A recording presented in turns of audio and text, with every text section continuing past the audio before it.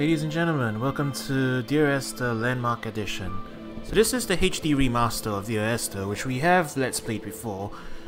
But the interesting thing about this one is that they've included a director's commentary. So I thought it'd be nice to revisit it and see what the directors are saying, you know? It'd be interesting to see the thought process and stuff. Maybe we get some explanations to stuff. Either way, as a game dev student, I'm kind of curious as to the making of progress, so seeing director's commentary and stuff would be really interesting. So yeah, we'll just go ahead and start this then. I won't be talking much since we've really experienced this once, but we'll just take a look at things as they go.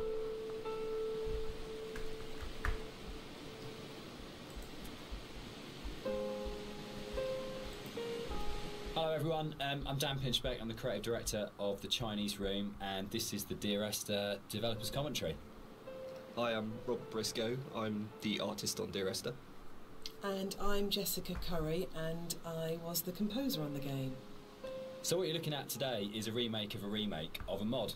Dear Esther started off in 2007 as a Half-Life 2 mod that did really, really well in the modding community, which was fantastic, and as a result of that attracted the attention of Rob, who worked as the primary developer on a Source remake of the game that was released in 2012.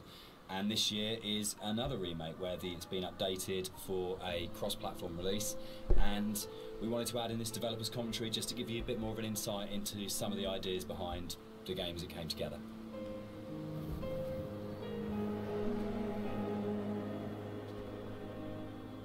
So you'll see around you in a lot of the environments, there's a lot of detail ingrained into everything.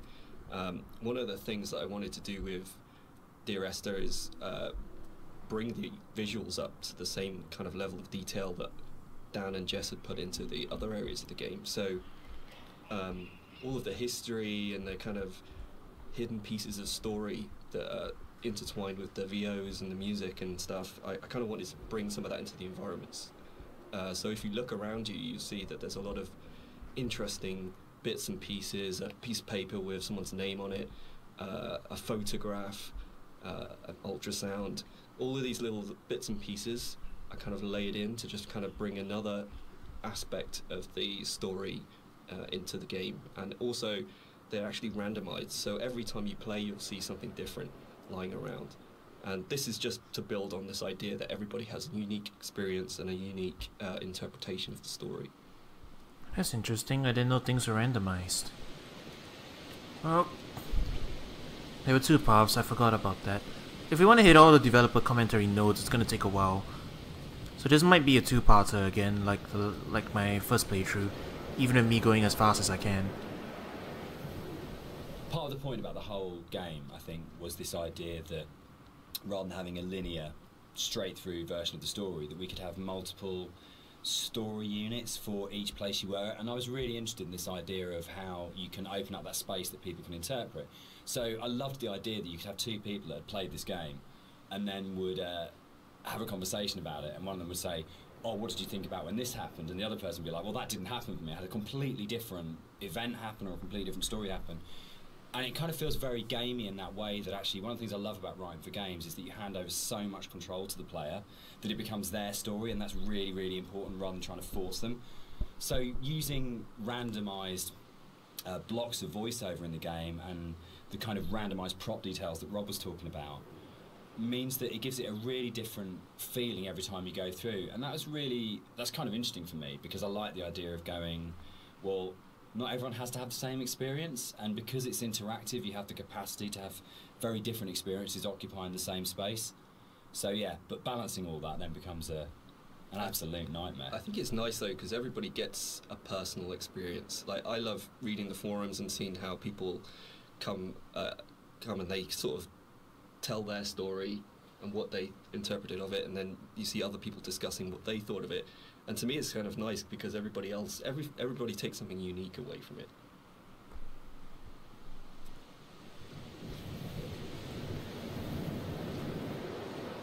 When I wrote the music for the mod of Dear Esther, there was absolutely no budget whatsoever for live players, so all the music was sampled.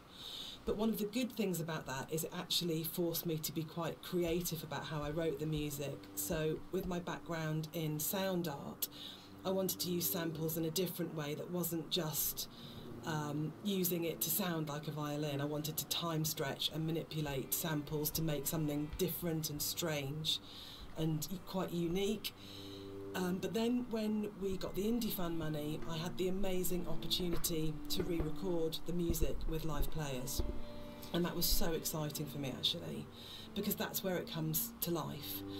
And I thought long and hard about whether to write new music, going from the mod to the commercial version, but actually I decided that my initial and original emotional response to the game was probably going to be the strongest response and reaction that I had. So I just literally, the music that I'd written for samples, I then wrote out for live instruments.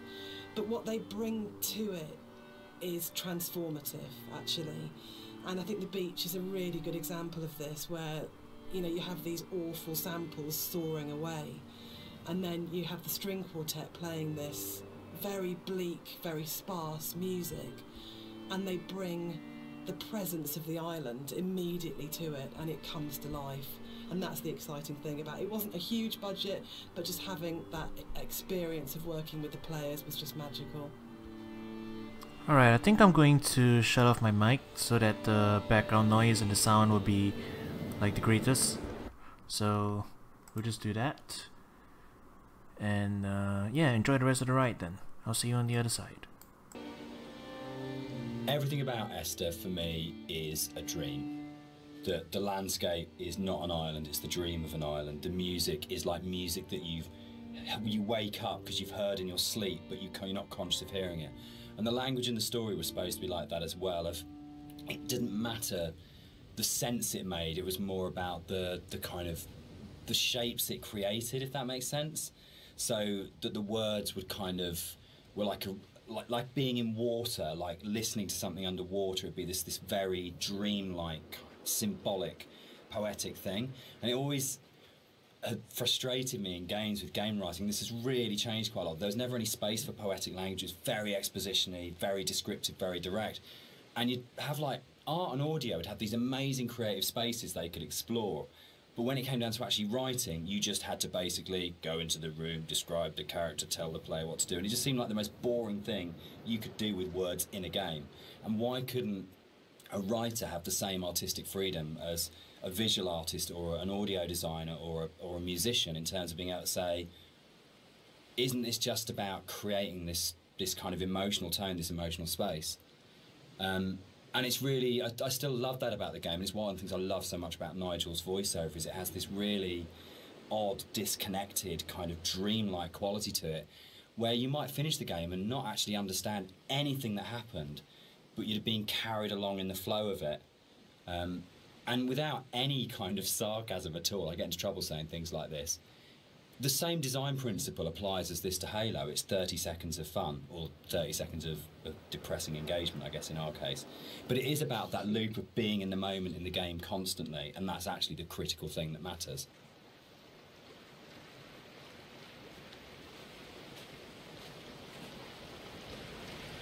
This symbol on the beach, which is the golden ratio, it's one of the only things that's really left explicitly from the mod. In the original mod, there was an awful lot of more kind of symbols and kind of a much more kind of mystical, sort of magical element to the island. There was a lot of very weird stuff in there.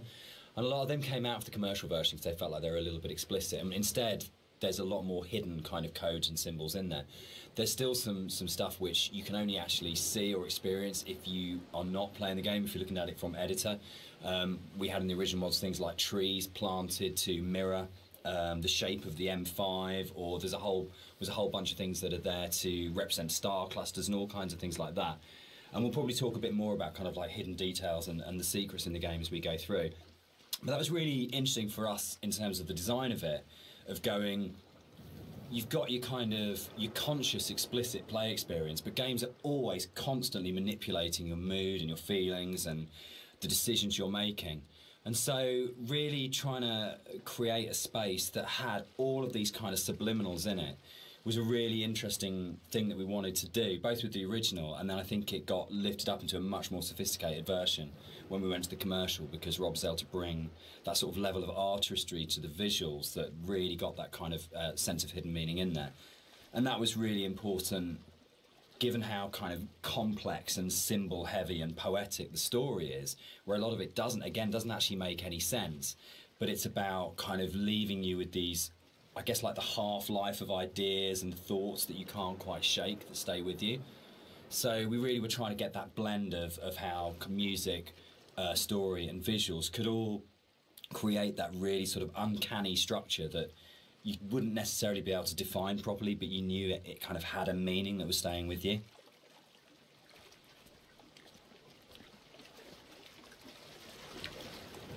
So something I wanted to do as an artist was create some kind of reward for the player when they explore the island. There are some areas of the game where it's a little bit more quieter, there's no music or there's no voiceovers. So I kind of wanted to create a bit of an incentive for people to explore.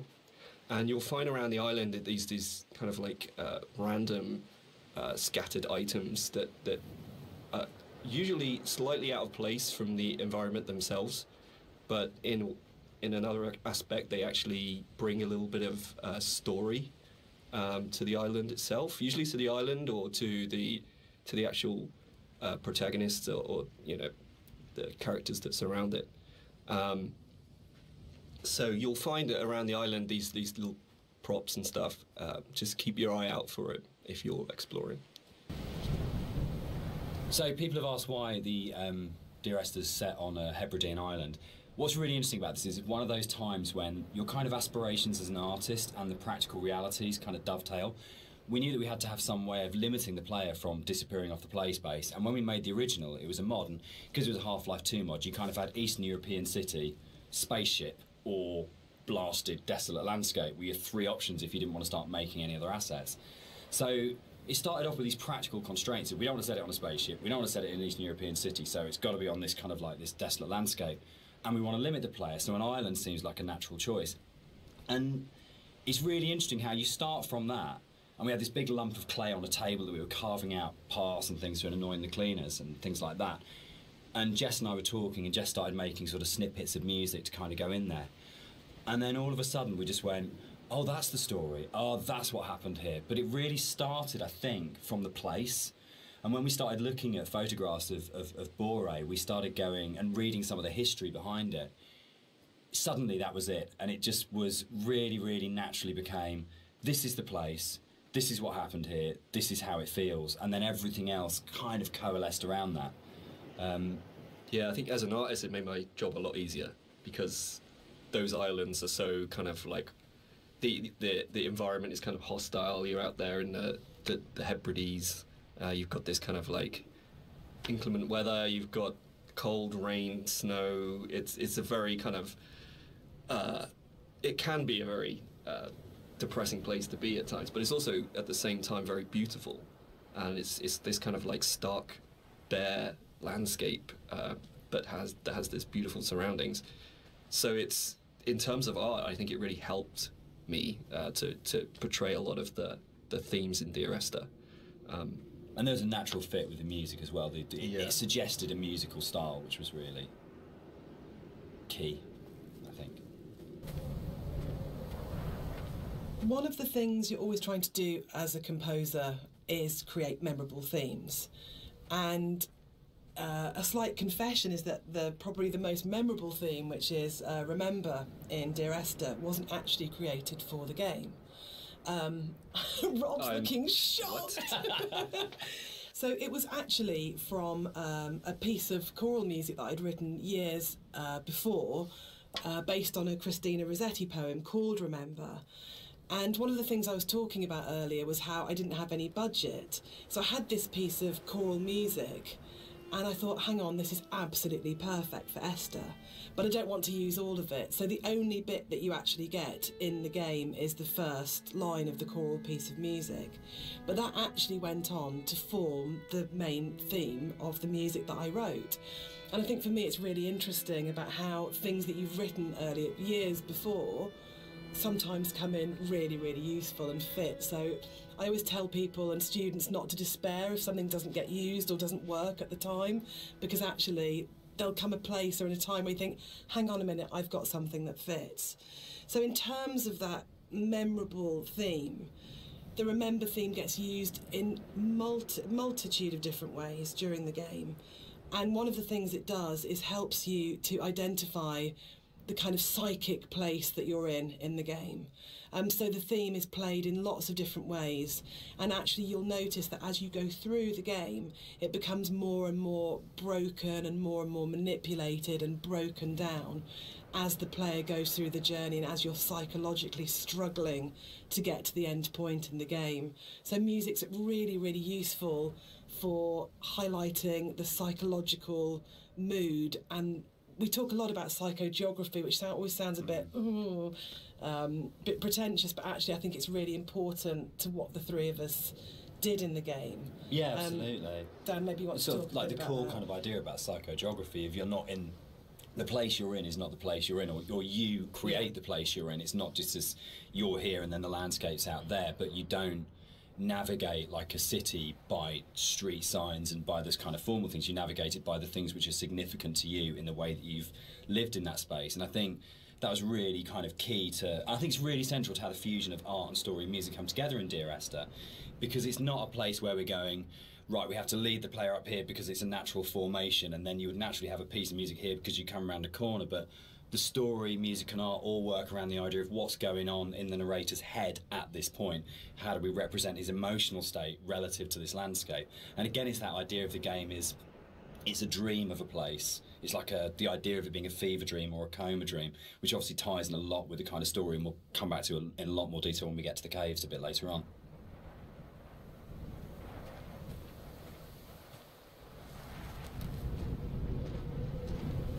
White lines. Yeah. They actually did this. It was really cool. I found this historical document. They used to do this on Bore and the Hebrides. If their disease broke out, Really? they'd actually chip out and expose the chalk. So if you're on a boat and you were coming to the island, you know not to land because it was infectious, which is the coolest, most amazing. It's one of those things where you go, it's almost impossible as a writer to come up with something as cool as that. It just has to be something that was actually done. And it's so sad as well. And I love this bit and the fact that we can do it because it feels really real because it references a real thing. And I don't know, there's something really special about that. But it was always one of those bits in the game that I thought, we've got to be able to represent this somehow. We have to be able to get these things in here. Yeah, I mean, that's really interesting. I actually didn't know that was actually based historically in real life. But that's really cool because I mean, my thing about the White Lines is that it was this completely surreal thing, but also it was kind of it just added to the landscape. It's like, whoa, what the hell is that? And putting that into the game was kind of challenging because to me it just seemed like, oh, it's going to be really hard to pull off in a way that's kind of realistic. But then when you look at the kind of art style of the game, it's not really a realistic thing. Like everything is half imagined. So in that way it kind of really fit into the landscape, and it kind of creates this amazing sort of landmark that you see in the environment. And I just found it really interesting to hear about that. Yeah. I think it's one of those things where it's not a realistic place. And I mean, no game is a realistic place anyway, but one of those things where understanding that you're making something which isn't real and you have that kind of capacity to be sort of, to explore it artistically. And we'll come back and talk about sort of like it not being realistic, I think, in a little while.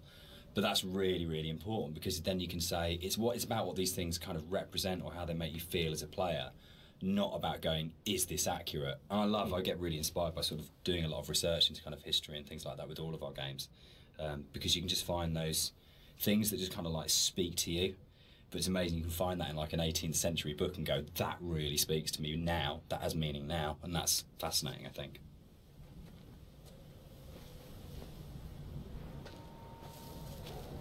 Something that I wanted to bring through in the art of the game was the same kind of fidelity that you find in both Jessica's music and Dan's writing. In the same kind of way that you have all of these little details, these very close attentions to detail that kind of really bring richness to the story. And something that was missing in the original mod version was just this lack of a visual layer of story. And something that I did throughout the art of the game is to add in all these little details here and there, little bits of story, little links to certain things that you may or may not hear or see, just a layer of richness in the world, and give you some kind of reward for exploring. So keep your eye out as you look around.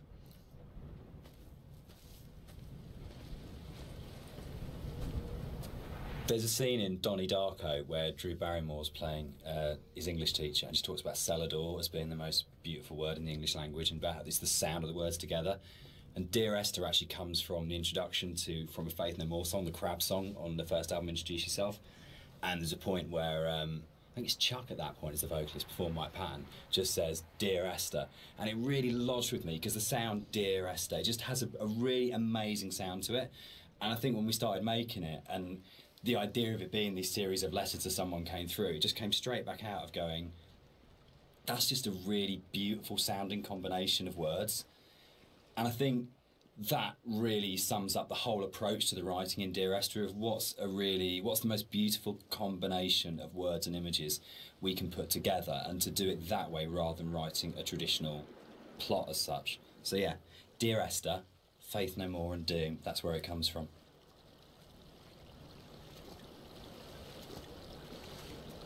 One of the things that's been most commented on with the audio and the music in Dear Esther is how sparse it is. And that was a really deliberate tactic. I wanted to leave room for the player to think and to dream and to wonder and to put their own interpretation into what was happening. And I think the problem with so much modern media is how bombarded we are constantly. It's the kind of MTV, flash in your face, constant music. And Dan and I watch a lot of drama together, and that really is constant Endless, music. which is constantly telling you what you should feel, like really clearly, and it's like being kind of beaten up by the music sometimes. And when you read a lot of reviews of Dear Esther, a lot of people say they had this time to think and to interpret, and that was one of their favourite things, that they placed themselves so directly into the game, and it's their experience. And I think that's actually the greatest success of the game on all points, from the story to Rob's art to the music, is we all left space for the player to dream. I think the central question to the entire experience for most people that have played it or are talking about it is this idea of, is the island real? Is what's going on a literal event of a man walking across a Scottish island, or is it a dream that he's had? Does the island even exist? And one of the things that we try to do with the writing is to constantly lull the player into a position where they got an understanding, they made a decision about what they thought was going on, and then to undercut it. So you never actually were able to settle on any one interpretation. And that was the challenge I set myself when I wrote the original mod, was can we put a story in a game that not only lends itself to multiple interpretations, but there is no stable interpretation. Every single interpretation you have will always have questions, and you'll never be able to fully trust what you think you understand about the game. So it's challenging, I think, for that result. And it becomes quite a challenging kind of game story because of that, because you don't ever get that situation to go, I understand it now, I can walk away from this thing and it's all closed off and it's tidy. It was a very deliberate attempt to say, no matter where you think you are with this story, you're always questioning whether or not that's right.